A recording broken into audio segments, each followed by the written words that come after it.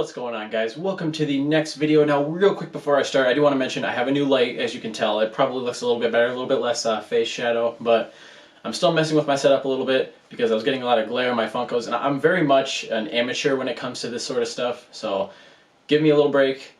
Today we're going to be looking at and ranking all the films in one of the most famous sci-fi sagas of all time, and that is Star Wars. Now, because there are 11 of them, I'm going to try to be very quick and concise, but I do want to mention before we start that there will be spoilers for all 11 of these movies, so if you haven't seen any of them, don't watch this video. In last place is Episode 2, Attack of the Clones. Now, this one for me is the one that has the least amount of redeeming factors. You've just got an overall slow, boring plot.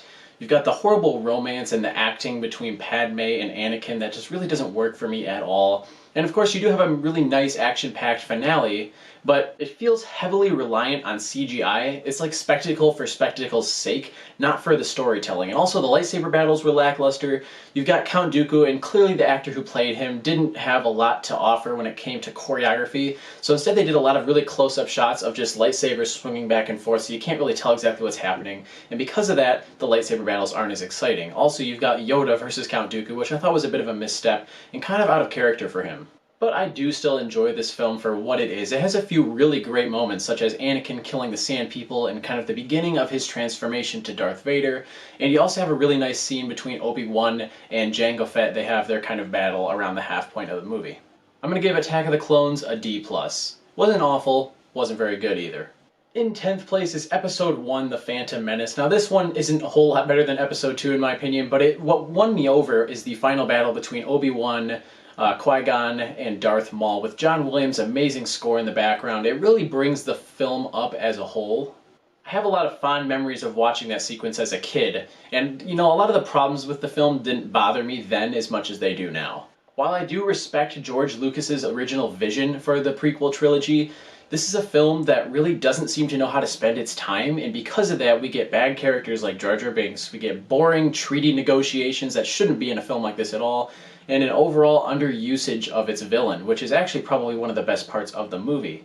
The Phantom Menace also just doesn't do a very good job of getting me invested in Anakin's story. I don't think the young actor who played him was particularly good. He does have that nice pod racing scene, but other than that, I found this to be kind of a dull introduction to the prequels, and it didn't really grab my attention like most of the other Star Wars movies do. I'm gonna give it a C-. Number 9 is Solo, A Star Wars Story. Now, if I'm being honest, this is the one film in the franchise that I just can't get myself excited about. Even the first time I saw it, I was not super pumped to see it. I really wish that instead of doing this, they would have given us a Kenobi prequel that takes place in between episodes 3 and 4. Would have been a lot better than this, because number one, I mean, it's Harrison Ford playing Han Solo. It's really hard to replace him. And while the actor that they did choose, I thought did an alright job, it just doesn't feel the same. This is also a Star Wars story that is very small, feels very contained, and because of that you can have a little fun with it. You know, I found it really interesting to see how Han actually met Chewie, but other than that, this is just not a movie that I can get excited to watch. And if I'm being honest, I don't really feel like I really cared what Han Solo's story was before Episode 4, so if I ever rewatch the whole saga again, I will probably skip this movie. I'm gonna give it a C. Number 8 is Episode 3, Revenge of the Sith. Now, I know this is a fan favorite, so this is probably a little bit controversial, and yes, I do admit that this is far better than both of the other prequels. It has all the payoffs of the plot lines that the previous films set up. We see Anakin's final transformation into Darth Vader. We see Palpatine's plan finally come to fruition in the beautifully and gorgeously shot Order 66 scene, which, by the way, is probably my favorite sequence in the entire prequel trilogy, and then we get so much more great stuff in addition to that. And despite all the things that I love about this film, the middle act feels a little bit slow and like it meanders around a little bit, and because of that, when you finally get to the scene where the Jedi Council goes in and tries to arrest Palpatine, the film suddenly kicks into high gear. And then within this movie you also have a lot of really random decisions that don't make any sense, like Padme dying in childbirth for virtually no reason, and then of course you've got Ian McDiarmid, who kind of has a weird choreographic style when he's in the fight scenes. It just looks out of place, and they really made some of the Master Jedi that he fights look really, really weak because they kind of just stand there and let him kill him. Nevertheless, this is a really enjoyable Star Wars film. It's at least entertaining, and it really picks up for me in the third act. I'm going to give it a B-.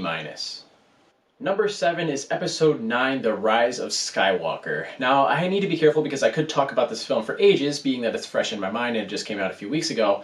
But what I really like about this film is how it plays off of the relationship between Rey and Kylo Ren, because this relationship really was the driving force for me in the sequel trilogy. There's a lot of really fun action and comedy in this movie. In fact, I think it has some of the highest highs of the Skywalker saga. Unfortunately, it also has some really low lows.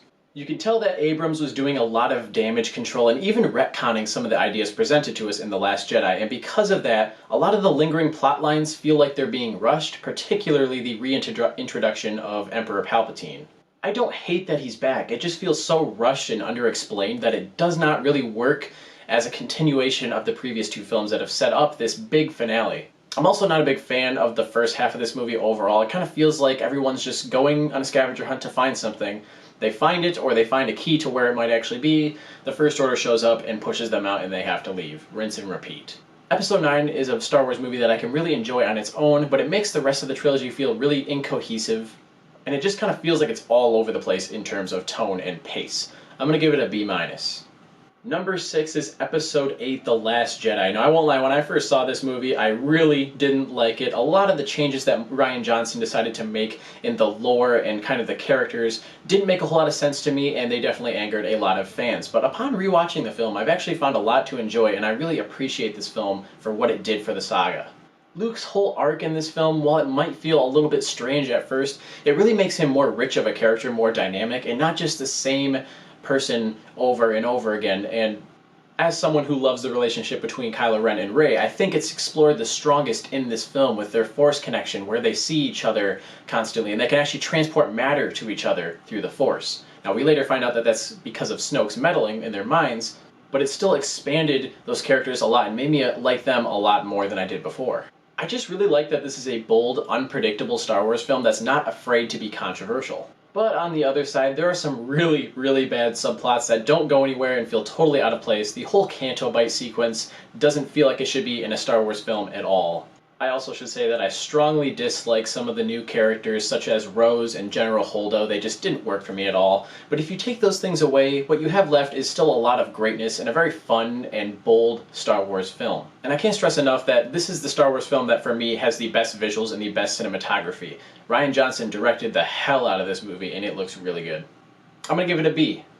Number 5 is Rogue One, A Star Wars Story. Now, is it predictable? Yes. Are some of the characters paper thin? Absolutely. But where Rogue One really gets me intrigued is how it connects to Episode 4. At least it does make an attempt to humanize the characters and at least give them something before they're eventually killed off towards the end of the movie. And because of that, it has a lot of heart to it, and it shows us just the extent of the sacrifices that had to be made just to get crucial information to the rebellion. I also really like the cast of this film. Felicity Jones does a great job as Jyn Erso, and I think that Ben Mendelsohn killed it as one of the best second-degree villains that we get out of Star Wars, as kind of like the generals go. And wow, that Darth Vader scene at the end is awesome. I really wish that he had a bigger role in the film. I was kind of disappointed to see that he was kind of only in little bits and pieces of it. But overall, this is still a Star Wars story that I think was worth telling. This is how you do a spin-off properly. I'm going to give it a B. Number 4 is Episode 6, Return of the Jedi. Now, I think this is a really, really solid conclusion to the original trilogy, particularly in what it does with Luke Skywalker and Darth Vader. Much like Revenge of the Sith, this is the one that has all the big payoffs that the predecessors had set up. The first act is really great. You have the return of Luke, and you kind of see how powerful he's become. There's a little bit of a time jump, and I love that the film, unlike The Rise of Skywalker, doesn't have to explain to you how strong he's become. Instead, it shows it as he kind of chokes out the guards of Jabba's palace, which, by the way, is one of my favorite kind of little settings for the film to start out in. That whole sequence in rescuing Han was really good, and I do think that the final battle of this film is very pleasing as well. What's in the middle, though, can be a little iffy for me. I particularly found problems with the Ewoks. Now look, I love cute Star Wars creatures just as much as anybody does, but I feel like they outstayed their welcome a little bit and were a little too involved in the plot, particularly in the second act. This is supposed to be a big conclusion to the saga at the time, so there are better things that the film could have spent its time doing. Overall, this is still a classic. It still has some of the highest highs of the original trilogy. I just don't think it's quite as good as the others. I'm going to give it a B. Number 3 is Episode 4, A New Hope, the one that started it all. I watched this film at a pretty young age because my parents are massive Star Wars fans, and I just have a lot of fond memories of seeing this for the first time. And out of all of the films in the Skywalker saga, this is probably the best one at building a world that feels real, with weird creatures, different planets, and space battles that feel just so bombastic that you can't help but sit back and just have your eyes glued to the screen. And all the characters like Han, Luke, Leia, Obi-Wan, they make you feel relatable, they make you feel like you're a part of this universe. I see a lot of people say that this film was groundbreaking on a technological level, and it certainly was, but I think people overlook how influential it was in storytelling as well. Also, who doesn't love the triumphant ending when they destroy the Death Star and everything's... It's another one of those films that really sets up the next couple very well and gets you excited to see what comes.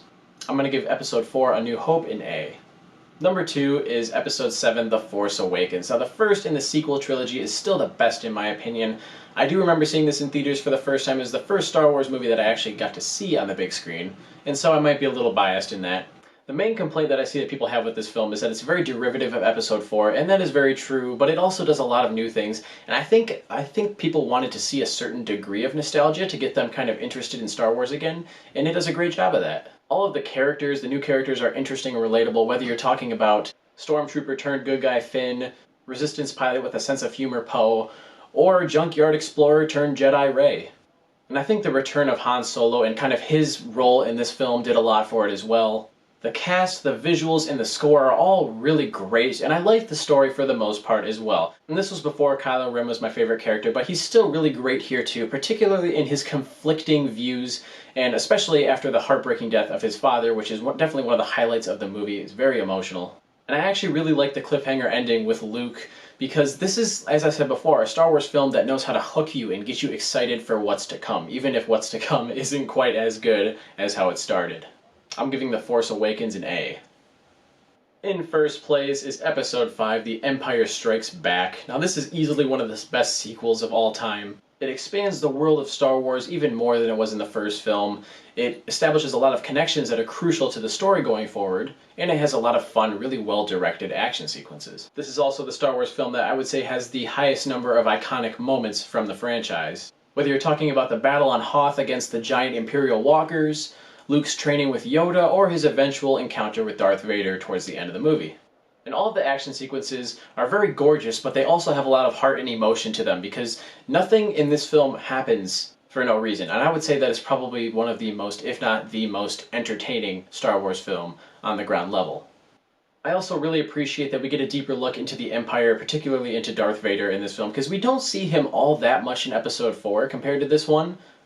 And as I said before, this film just overall expands the lore of Star Wars. This is a damn near perfect movie. I'm giving it an A+.